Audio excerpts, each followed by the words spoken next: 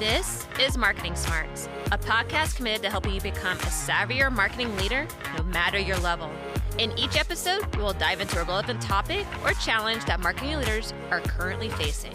We will also give you practical tools and applications that will help you put what you learn into practice today. And if you missed anything, don't worry. We put worksheets on our website that summarize the key points. Now, let's get to it. Welcome to Marketing Smarts. I am Ann Candido. And I am April Martini. And today we're going to address another topic that we discuss with clients and in coaching sessions all the time, and that is imposter syndrome. We've said this before and we'll say it again. We're not big fans of approaches of things like fake it till you make it. That's not what we're talking about here. But what we do believe is that the feeling of imposter syndrome is a very real hindrance. And unfortunately, it's a way of getting in your own head and not being able to progress toward whatever it is you might be working to achieve. So this episode's meant to refocus our minds and our efforts by adding new ways to identify and address when imposter syndrome is getting in your way and then what to go and do about it. Yeah, and just to ground ourselves in the conversation, we define imposter syndrome as the inability to believe that our success is justified or that we are as good as other people think we are. And when that happens, we can only live in this constant fear that maybe we're going to be found out or we're not as good as everybody thinks we are. And when we can't really own our merits and our hard work and really believe that that's gotten us to where we are, then we have trouble really achieving what we want to go achieve, like you said, April, and we get in our heads. Yeah, that's exactly right. And one more thing before we jump into the episode, we do have a special guest joining us today, and she has a ton to say on this topic to add a lot of context based on her expertise. And that's Ryane, LeCesne, Master Your Mindset Coach. Hi, Ryane. You want to introduce yourself? Hi. Yes, it's so good to be with you both. Thank you, April and Ann, for having me on your amazing show. I'm Ryane LeCesne, and I am a coach, specifically who works with high-achieving women to master their mindset, to advance their professional dreams, whether that is to build a career, to scale that career, to move up in that career, or if it's to scale a small business. And I help people to, as you all beautifully framed, really get out of their own way. That thing called fear, false evidence appearing real. And one of those pieces of evidence could be, I feel someone feels like an imposter, right? That's like the experience. That is how fear is showing up in that moment. And to really help people come to terms with, right? Come to peace with that part of ourselves that is fear-driven, that has fear, and that fear can take on lots of different personas, right? We're talking about imposter syndrome, which is one of the three that I see over and over. I see a lot of perfectionism, which is like the cousin to imposter syndrome, right? It's like her twin.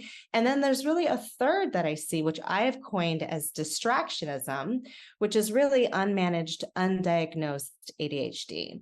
And that trifecta, for smart people, it's really hard, And as you talked about in your intro, this thing, imposter syndrome, it's a very real with a small r, small r meaning no one is an imposter in their own lives. You are the youiest you could ever be, right? There's no other you in the world. It doesn't matter if you have a dangle gop or whatever it's called, someone who looks exactly like you. Oh my gosh, my cousin looks just like you. And I've, seen you across the world and oh my gosh, it's so amazing. But no, that's not you. It is someone who looks like you. You are the only you. And so with that, fear, oftentimes we're calling it imposter syndrome today, which is a very small r experience, real experience. There is a thought habit. There's a habit, a habitual way of thinking, of perceiving oneself that says, no matter what my resume says, no matter what my background says, my experience says, my expertise says, my PhD says, I am going to be called out not knowing, not belonging, not being good enough. And that's a very scary experience. And it affects the studies say 80% of the people, adults in the US have experienced imposter syndrome.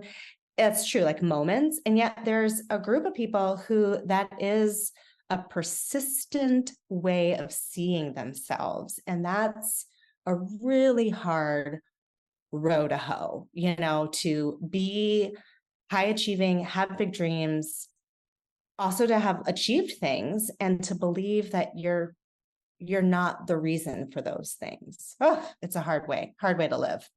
So as you all hear, Ryan's going to be a great addition to this conversation today. We just heard all that passion and experience. So with that, we're going to get into 4 tips for combating imposter syndrome for success. So the first one we have here is embracing the 80 for the 20 rule. And like Anne said, we like to give definitions where they apply. This is the belief, those of you that aren't totally aware or have heard it but don't really know, is that 80% of your results come from 20% of your efforts. And this is really important because you heard Ryan talk about perfectionism. We're talking a lot about imposter syndrome here. They go hand in hand. So if you can embrace this philosophy of the 80 for the 20, then you can help yourself assess whether that additional bit of effort is actually going to be worth what is likely a minimal result. So it can get you out of that swirl of everything has to be perfect all the time. One of the places that we see imposter syndrome within our clients as well, because we share this, we are all coaches, right? And so within some parts of our business is we see it show up where people start to think that it's not worth it unless it is perfect. And so managing against that belief is really important now more than ever because we have so very many things on our plate all the time, right? Mm-hmm. Like I often talk to people in terms of think about how many email messages you get in your inbox versus what you did, call it 10, 15 years ago, right? That sheer number, that is one channel. If you think you're going to perfectly open, answer, address all of those emails in one day or whatever your 24 hours, you're totally crazy. So we have to start to manage against that perfectionism because it's just not a possibility in the world we live in today. And I often think in my head about before computers, because we're all old enough to know about that period of time, unfortunately, but it's the reality. I think about the little perfectionist that lived within me. And I talk about this sometimes with people where if I was writing, and especially when I started writing in pen, if I made one little mistake, I would start completely over. And I would do that as many times as it took for it to be absolutely perfect. And that didn't matter if it was a test, a stupid 10-minute homework assignment, what it was. And so fast forwarding to now, when I get stuck in my head, I go back to that anecdote and I think about how can I morph what I'm trying to do here and live within that 80 for the 20 rule so that I can manage outside of the perfectionism and the resulting imposter syndrome that kind of, like you said, they work together in tandem and then you can find yourself in this swirl. So what do you think, Ryan? April, so good. So good. So good. So good. So good. What a great mirroring of 80-20, like, because talking about the rewriting of the, I see myself at my mom's and my parents' kitchen table, writing thousands of thank you notes, having the mistake, and my mom put the next card. It didn't matter that they were, like note cards aren't free. It wasn't just on like copy paper, which isn't free either, but it didn't matter how many note cards we went through. There was no whiteout. It must be perfectly executed, right? So that 80-20 rule did not apply there. So I really understand what you mean about those moments where it's almost, you can see where it gets ingrained. Like, oh yeah, there it is. There's the perfectionism there's the training for it. 80-20. I think that is a really smart system and structure to help rein oneself in from the quicksand of perfectionism and imposter syndrome in that moment. I think that is an absolutely wonderful, almost like a mind hack to literally, almost carry around as a flashcard, at least a mental one of like, okay, where am I within this project? The goal is completion.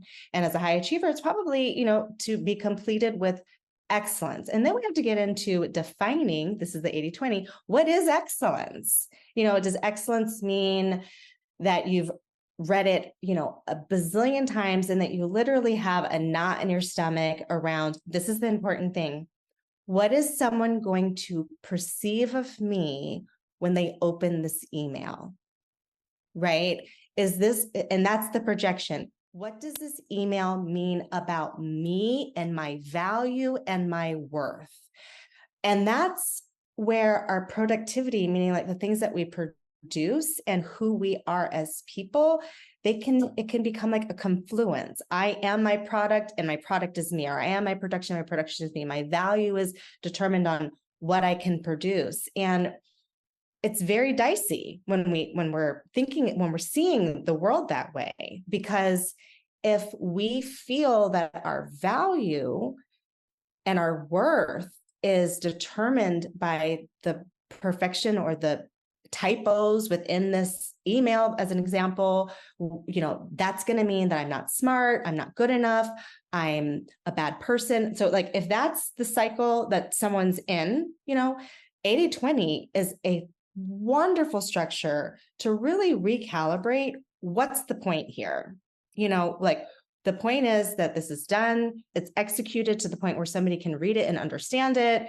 I'm a human being. So 80/20, like 80% of this meaning, like, it's finished, and 20% of it might have like some issues, or the other flip of it is 80% of this doesn't matter and 20% of it does. So the rule kind of applies either way, right? It's like whatever percentage you're going to focus on, it's a great hack to get out of 100%.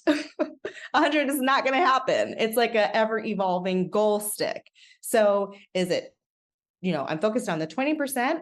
The rule is, if you focus on the 20%, the 80% doesn't really matter. Okay, so 20% of this is completely right. So the 80% that's not doesn't make a difference.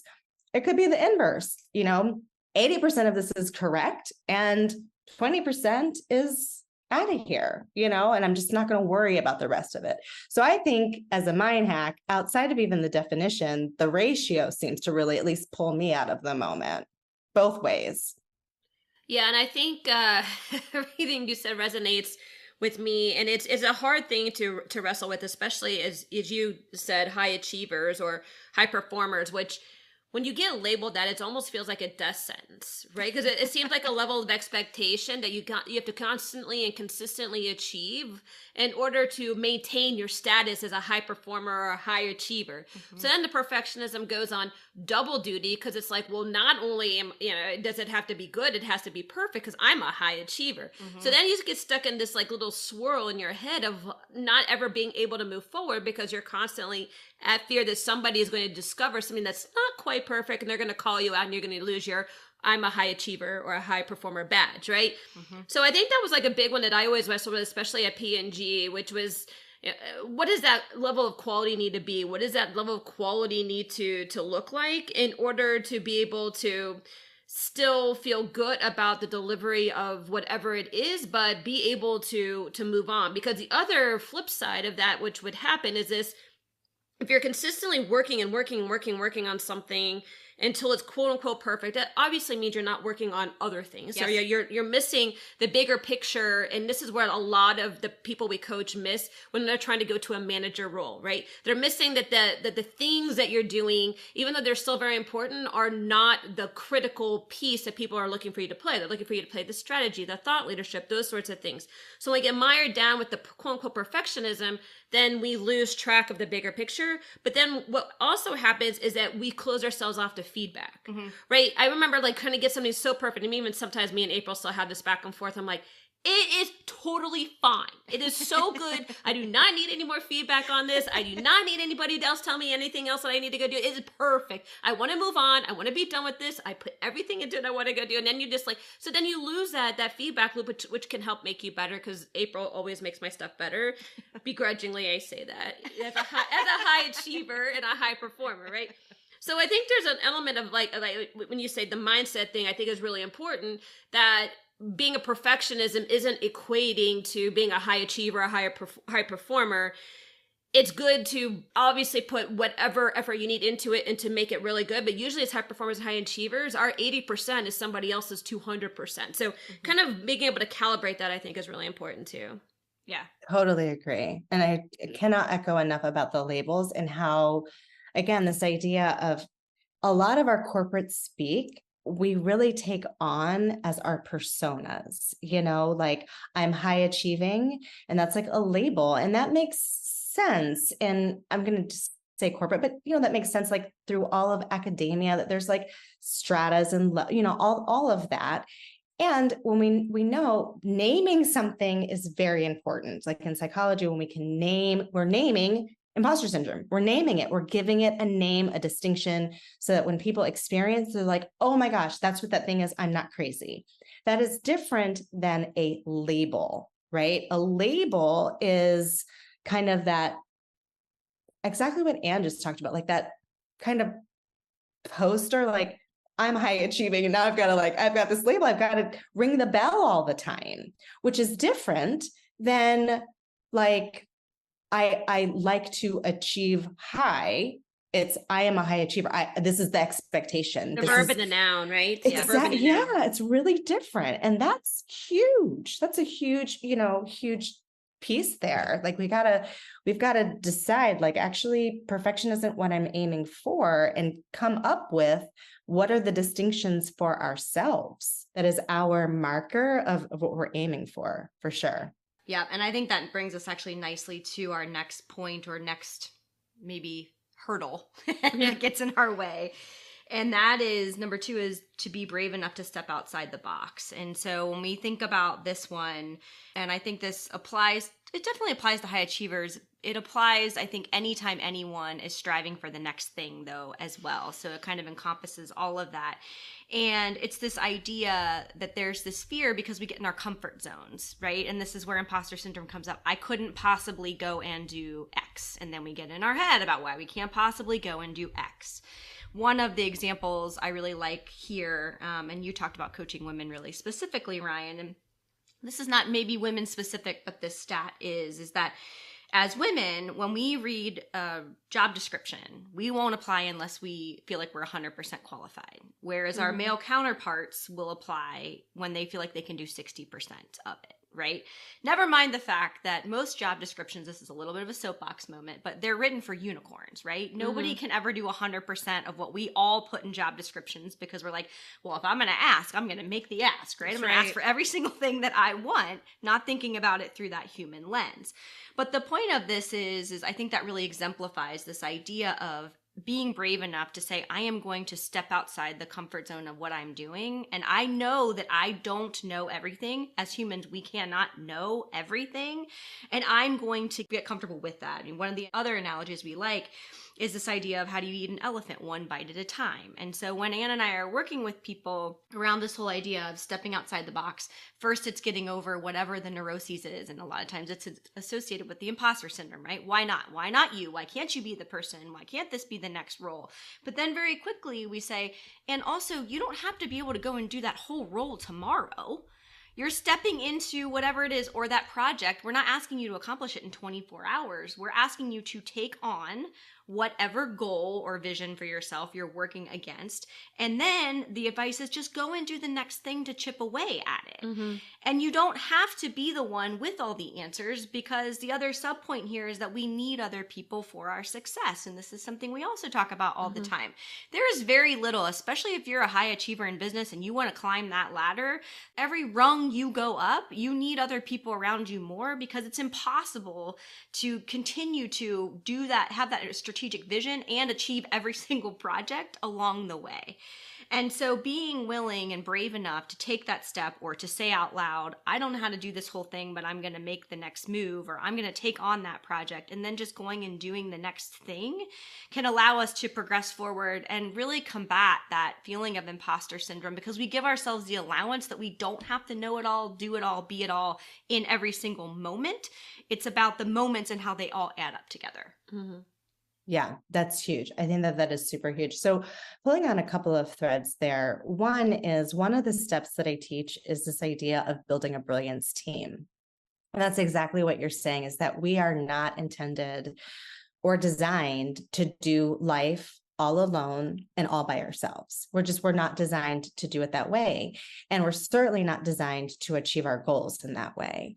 And there are a universe of people who are like masterfully designed to help all of us in their own unique ways, right? Like doctors, lawyers, coaches, they all have spent their lives dedicated to help people to solve problems. And so often we don't leverage support. we have an issue and we don't even know, oh my gosh, I could go to a coach to solve this, or an acupuncturist, or I really need to check on my primary care doctor. It's like, are we using these resources that are at our disposal to really help us shift out of survival mode and move into thriving? So that piece of doing it alone, and we're not even talking about within the corporate structure, within a work structure. I was just even speaking of just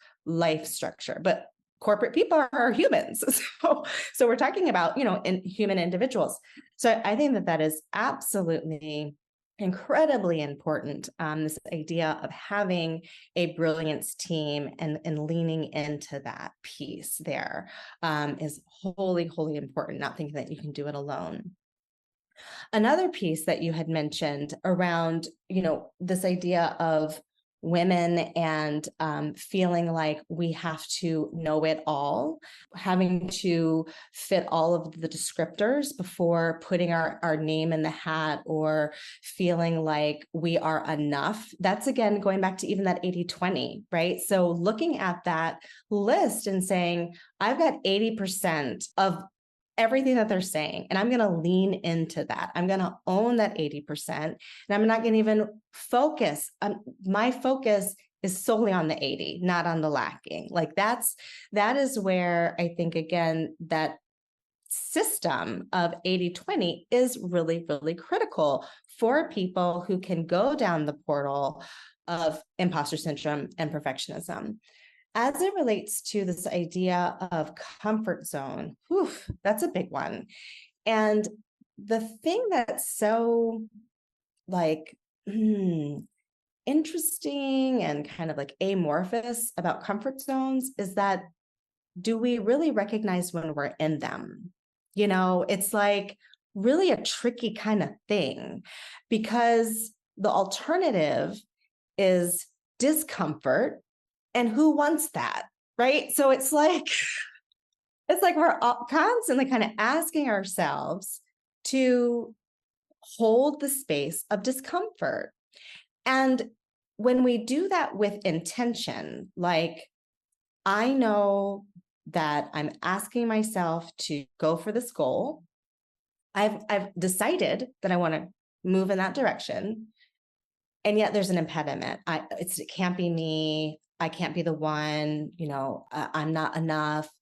And so what happens is we get so lost in the story of lacking that we aren't yet there's a decision. So there's suffering, right? I want this thing, and yet I'm stuck in this belief. And so then there's the question, and you use the word a few times, April, which is willing. Am I willing to shift the story? Am I willing to see this in a different direction? And am I willing to let go of the old story and think of, and I actually just coached through this with my own coach today, thinking of possibility. What's possible? What else is possible? Because oftentimes when we're going through seasons of discomfort, particularly around our goals, the discomfort can be so overwhelming. It can almost feel like I'm a bad person because I have these really heavy feelings. Heavy feels bad, therefore I almost must be bad, because all of this is happening in a person's psychology. We're moving so fast. We're moving so fast in our lives. We're not taught to pause and say, okay, this is what's happening, folks. In my brain, I've got 10 people living in myself. One person wants a business. There's 8 of you who are terrified of it. One person wants to go pick lilies, and 7 of you are sleeping. So how do we get everybody together? And we don't do that. We're not taught to pause and, take these compartmental views of ourselves, which is why conversations like this are so important. And so when we do pause and recognize, wow, there's a part of me that really wants this, and there's a part of me that's stuck in this story. However, I am the master of myself. Am I willing to move in this direction, to reform this story so that I am more aligned with the things that I want? And that really takes serious consciousness to slow that down versus what we normally do. We feel the discomfort. The discomfort, when we're talking about discomfort, we're talking about overwhelm, we're talking about anxiety, we're talking about fear. Those feelings, again, they feel bad. And so it can feel like, well, I must be a bad person. No. That's fear. That's discomfort. You're a good person doing the right things and you're growing. So like really transforming that language internally from a fixed mindset to a growth mindset, and recognizing like, oh no, this discomfort is actually alignment with my goals and growth, and holding the space for ourselves with that. Yeah, I mean, I think there's definitely like an internal, external battle that's constantly kind of going on with us when, especially around this whole concept of not knowing what I don't know and then being afraid somebody's going to ask me something that I don't know. And then how do I respond to that? And then I'm going to look stupid. And that's where the whole like imposter syndrome comes in. And it's a really big crux of when we are talking to people who are trying to go for that next level is one of the big reasons why they don't want to go to that next level, because they don't want to have to be faced with questions that they may not quote unquote know the answer to. So I'm just going to give two really tangible things here that we coach those who are feeling this fear. One, from the internal standpoint, is you got to believe in your ability to be able to figure things out. And the only way you get to that is by recognizing how you figured things out in the past. Because it's a practice. It's not something that, again, that label that you were talking about, Ryan, it's not a label. It is a practice of being able to figure things out. When you can believe in your ability to be able to figure things out, then you can tackle these other things that come to you. Now, in the moment, you may not know. And so there's two ways that we coach folks. One is a PR technique, which is called bridging, which is when you're walking into any kind of these conversations, no matter if it's an interview or a meeting or whatever, you have your set message track. If somebody asks you something you don't know in the minute, you bridge it back to something that you want to talk about and you feel knowledgeable about.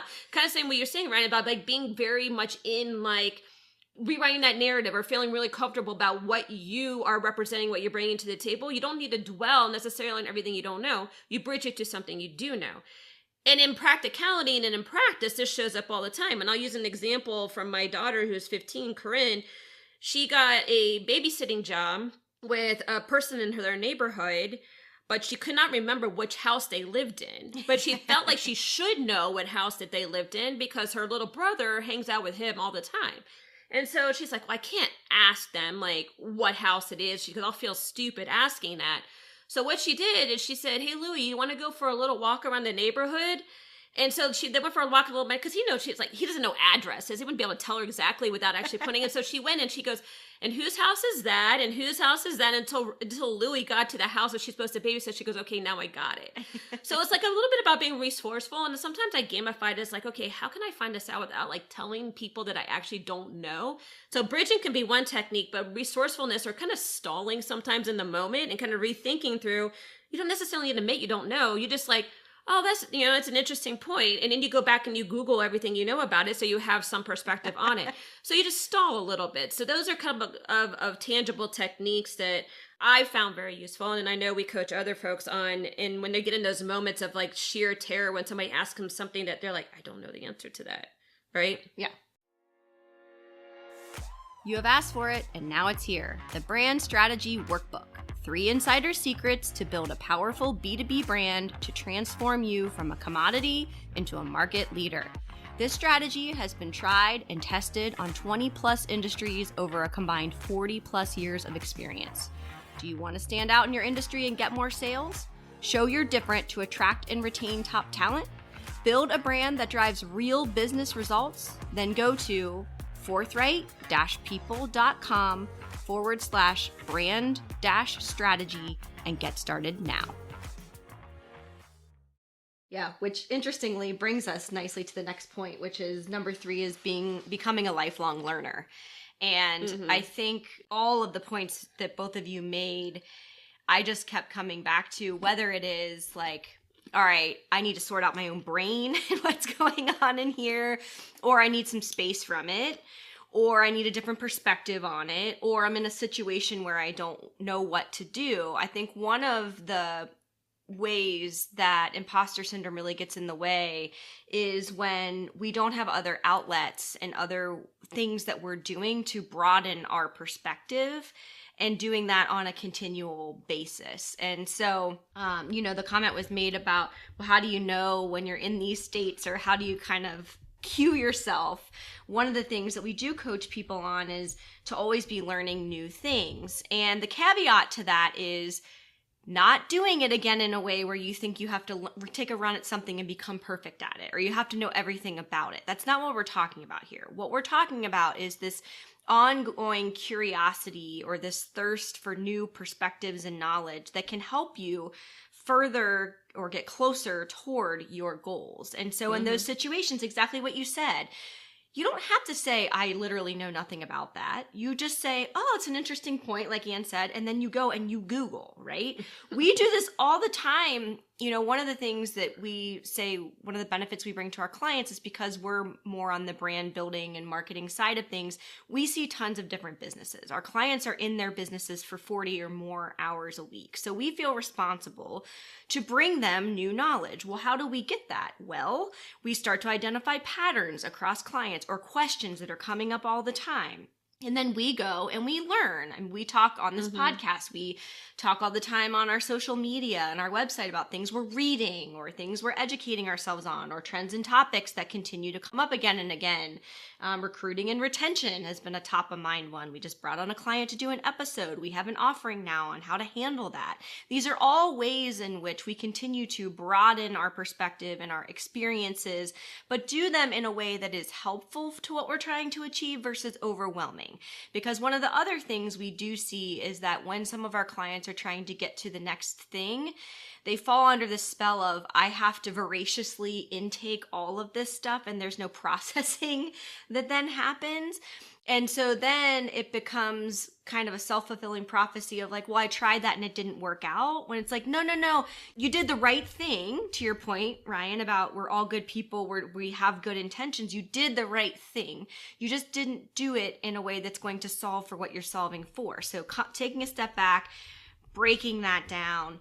But all of this to say is, if we commit ourselves to be curious, and I think human beings are generally built that way, then learning new things just opens up new ways of thinking, new avenues, new approaches, all of those types of things, which then helps us believe that we are resourceful and we have the tools to be able to figure things out. Or if we don't, we know how to go and find them. Yeah, so much wisdom there. And so I'm going to talk a little bit about how perfectionism can stand and imposter syndrome can stand in the way of that, because ideally, and I'm a learner too, and I really value data. So like one of my 5 strengths is maximizer, and input. So I'm actually both. So it's like taking it in and then I'm gonna maximize this information. So I really, really, really, really like understand what you mean. And through the 7 years of owning a business from scratch, not a business owner prior to, not marketing coaching, like none of it, even though my background, I have a degree in communications, I didn't, sort of similar to what you're saying, that was not my career. So I took in the information, but it hadn't synthesized it, even communications, right, prior to owning a business.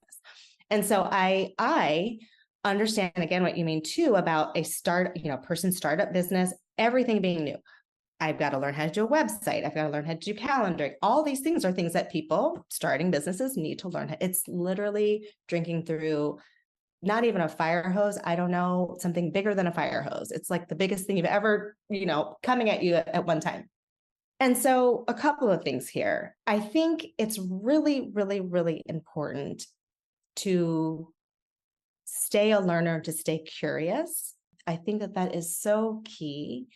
And April, also what you said about slowing down to allow yourself to process what you've learned is so key, because there's that piece in the middle where we've tried something, right? We've invested again in another marketing information webinar, blah, blah, blah, whatever system, fine.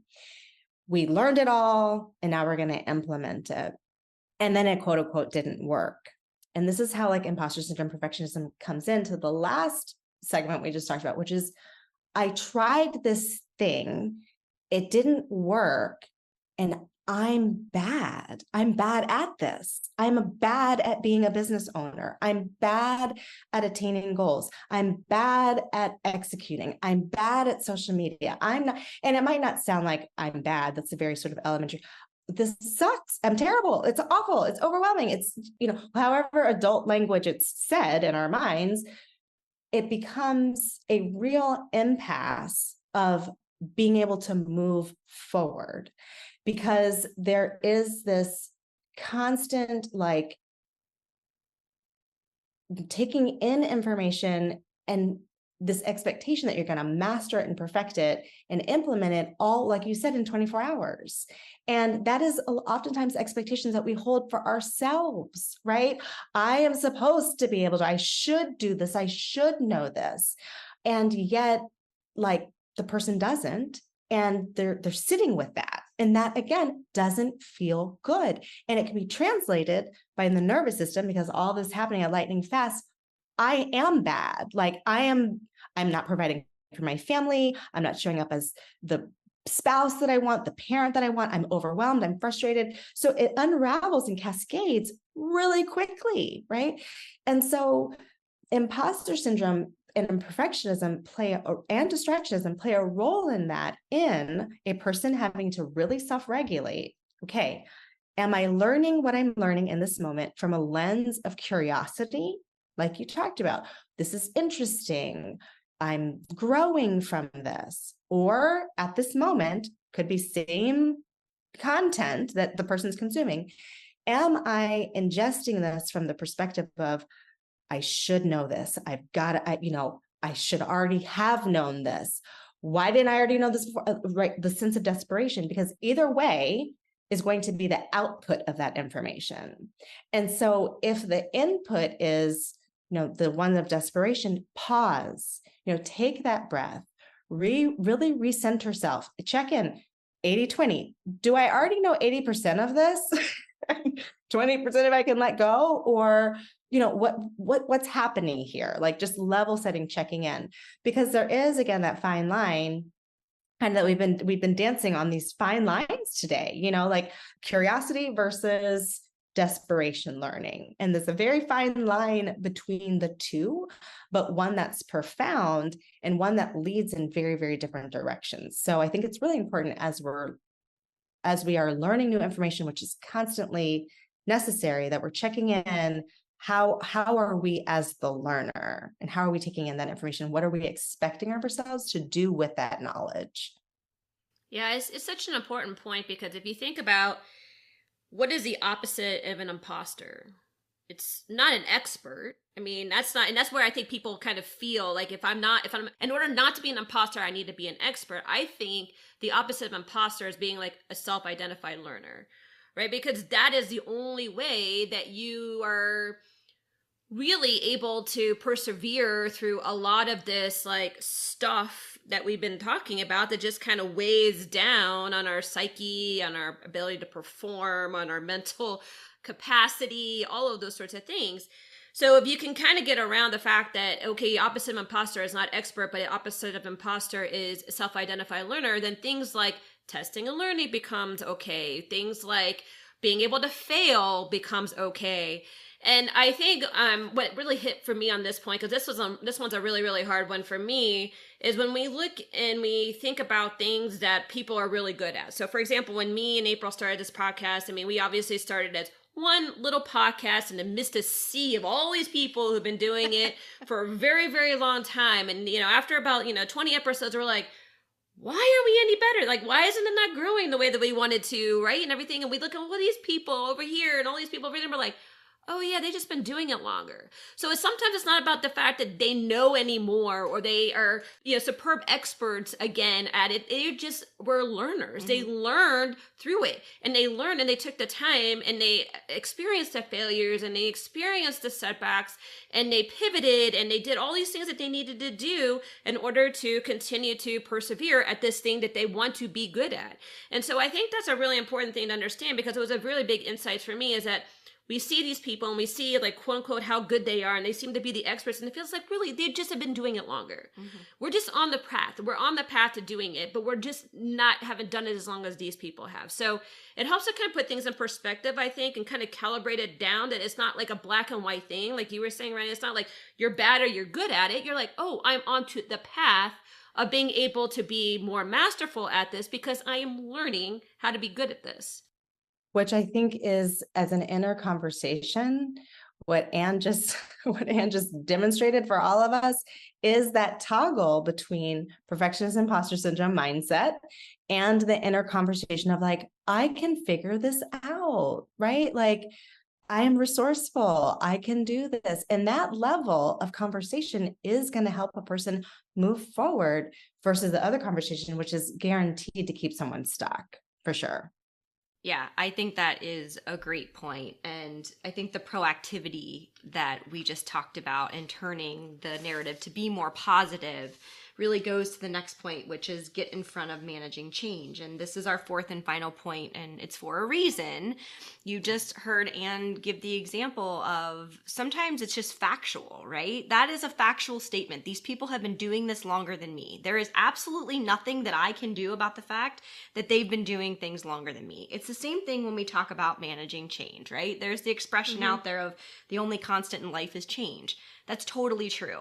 If COVID has taught us anything, it's that is happening in our world on steroids across all different variables, where you work now and how jobs look and who's staying and going. I mean, there's so many things that emerge that we never could have foreseen, right? And so I think if we can accept that things are going to change, this is also a really good place to get over the overwhelm that I think happens. And I think this point goes hand in hand with the last one. And admittedly, all of these are very interwoven, as you've heard in the conversation here. But I think that if you can just know in your head, okay, change is going to happen. And so then when it does, you're not mad or disappointed or think it really has anything to do with you personally other than it's just the way things are. It makes it a lot easier to then go and do something about it. And we talked about, digital in terms of things like email and how many messages we get. But digital in and of itself is a huge bucket, and it's changing all the time. I mean, I just saw an email today about analytics and Google and how things are, once again switching. And it did pop into my head, like, thank God I don't do that for a living, because man, that's a whole lot of change. And then I on the other side was like, you do marketing, which is one of the most nebulous things on the planet. Guess what? It's changing all the time. You live there too, right? But with this point, I think if it can just be an objective thing and you know that you have to be open to it, then when it happens, it's not a disappointment. It's just a way of life. It's like, okay, well, I knew this was going to happen. So now what am I going to go and do about it? And one of the best things when Anne and I, we started this business together during COVID, like literally almost exactly at the exact same time. And in the beginning, business was really great because businesses were embracing a slower pace and they were ready to work on their branding and marketing until it took a little too long and it lasted a little too long, right? And COVID, so then, not our branding and marketing. Oh yes, sorry, not our work. That's a good. COVID, not our work wasn't taking too long. The world was taking too long to figure out COVID. Good point. And so we thought to ourselves, okay, we can either sit in it and be mad or we can do something about it. And so one of the things we're super passionate about is bringing marketing and branding to the masses and educating on it and making it not this big, scary black box, but helping anyone out there that wants to learn how to do it better. And so we talked about a lot of different things and we came to the podcast and we thought, we can't be in front of people speaking on stage right now. We can't interact with groups the way we typically would and run sessions. So what can we do? Well, we can sit together and make this podcast. And that was really our starting point. And so then when we came out and everything turned back on and people were ready to get started again, this was a great way for us to sell new business. And it's become just that ongoing machine. So we're still able to do what we're passionate about, which is to teach and inform and help people understand. And on the other side, it really drastically helped our business really get moving faster than we ever could have thought, because we had these episodes to share with people to say, here, you don't want to just take my word for it out of the few sentences in 5 minutes we've known each other. Go listen to this library of work and decide if we're who you want, and then come back to us. And so I think it's just indicative of this whole idea that change is going to happen. And if you're willing to work through it and just acknowledge it, it's a whole lot better than being the woe is me, or why did this happen, or I'm a bad person, or I must deserve this, or whatever. No, it's just a way of life. And therefore you just have to get on board with it and deal with it. Yeah, I think that that's really, really, really important. There's that great book, Who Moved My Cheese, which is all about, that shifting of change, really recognizing that. I think that the self-awareness that change is constant is really, really, really important, and almost like reminding ourselves that change is so important, because that change is constant is so important, because we talked about comfort zone earlier. How do we know when we're comfortable? It's sort of like an elusive experience. How do we don't know that things are changing until boom, they've changed. Oh my gosh, now what am I supposed to do? It's like almost a forced reactionary experience. So reminding ourselves, oh, right, things are supposed to change. This is dynamic, right? Level set self. Okay. That, I think, level one is really, really important to tap into.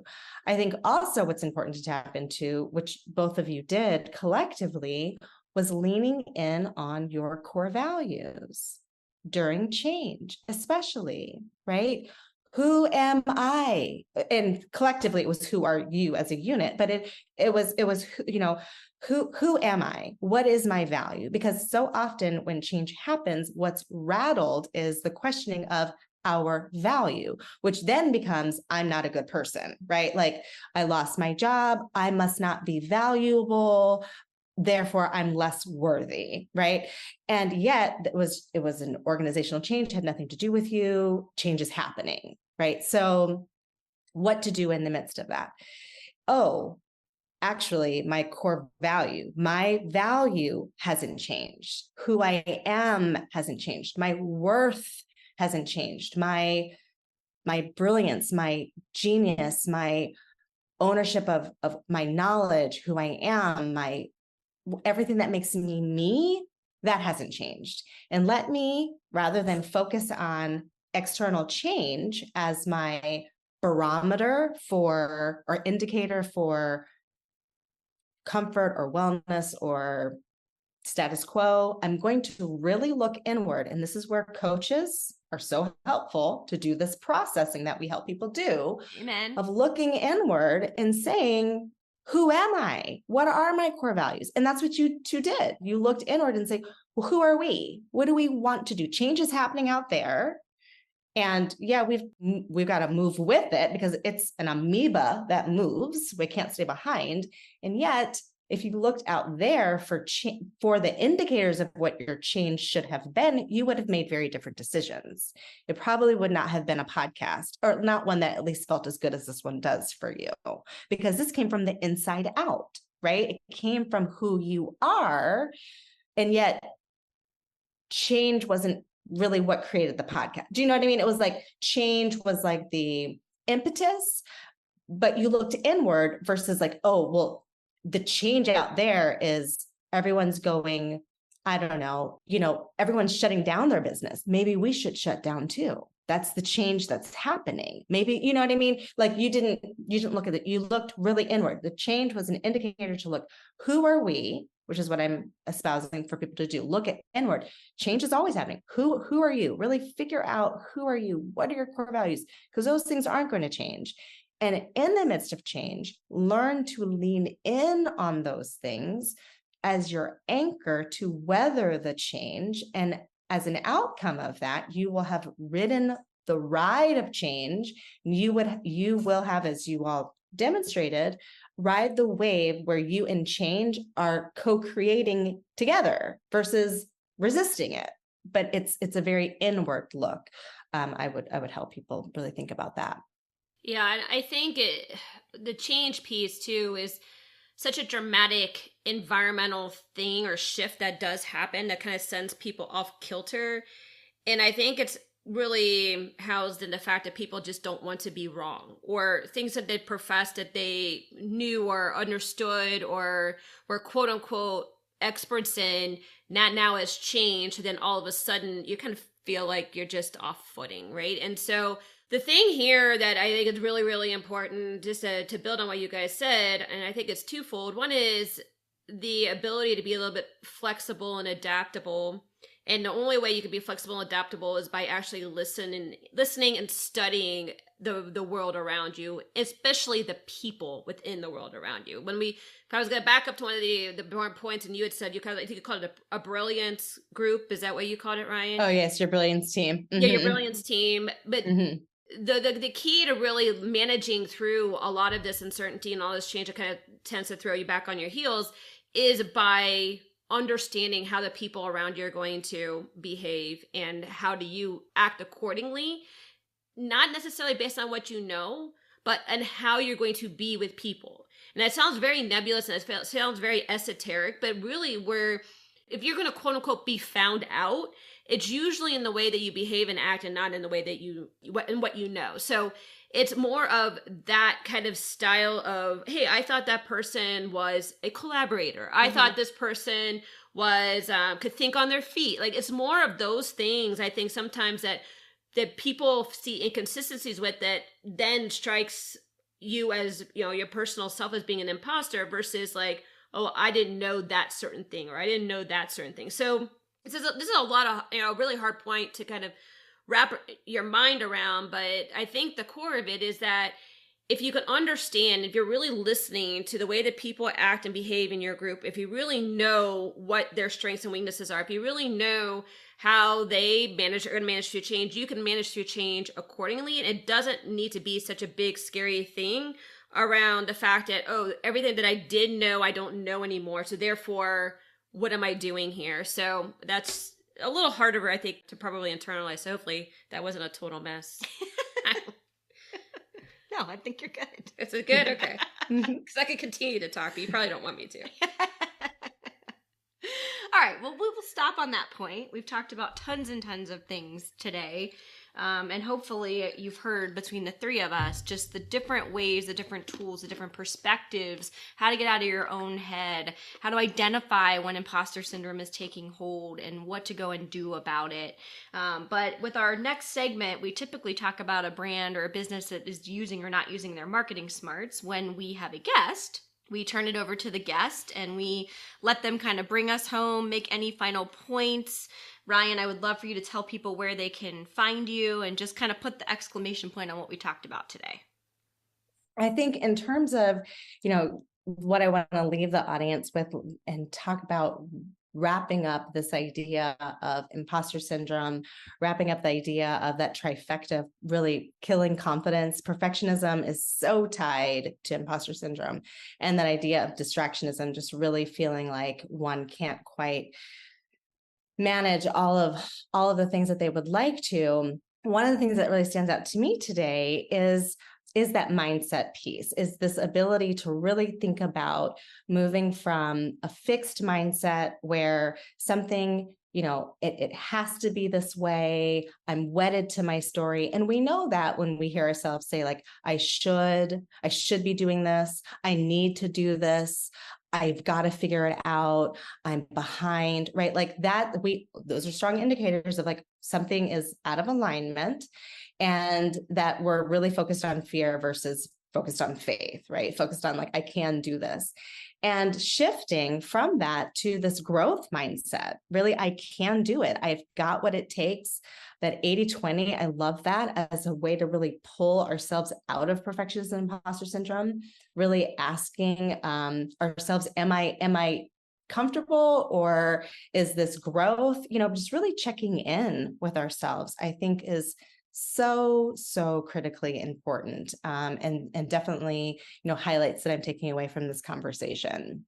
Awesome. And tell people where they can find you. Yeah, thank you. So you can find me at my website, www.inspirebrandconsulting. On that website, you can find a quiz that I have, which is a free quiz that talks about those 3 mindsets. And I also offer a free discovery call if someone's interested in just finding out more about where they are and how, the kind of coaching that I can do can support them.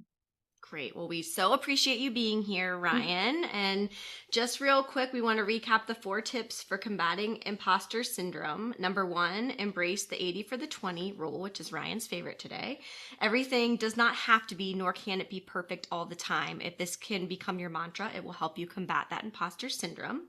Number 2, be brave enough to step outside the box. Do something that takes you out of your day-to-day, and then do the next thing, and then the next thing, and just stay on that track. Number 3, become a lifelong learner. The more we know and the more tools we have in our toolkit, the better equipped we become to step up against imposter syndrome and believe we are capable. And finally, number 4, get in front of managing change. It is inevitable and it is not always easy, but the quicker we move into that management mode, the easier it becomes to make progress. And with that, we will say, go and exercise your marketing smarts.